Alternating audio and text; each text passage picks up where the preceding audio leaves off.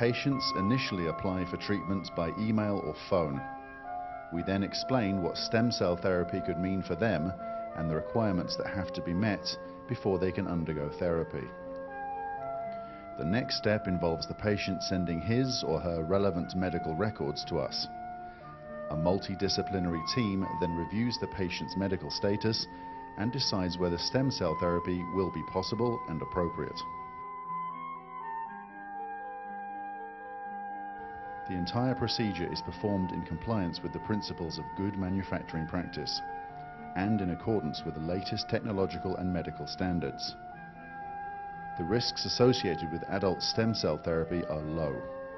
They are not different from the risks associated with similar surgical procedures. The therapy involves the use of the patient's own cells, so the risk of re-injection, as there would be in stem or organ transplant procedure, is very low.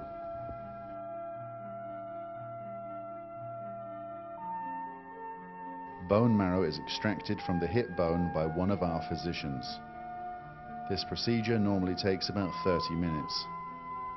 First, local anesthetic is administered to the area of skin where the puncture will be made. Then a thin needle is used to extract around 150 to 200 milliliters of bone marrow. The injection of local anesthetic can be slightly painful, but the patient usually does not feel the extraction of bone marrow. The quality and quantity of the stem cells contained in the collected bone marrow are tested in one of our laboratories. The method of stem cell implementation depends on the patient's condition. There are 4 different ways of administering stem cells: intravenous administration, administration via catheter using angiography, administration via lumbar puncture, direct injection into the target area by way of surgery.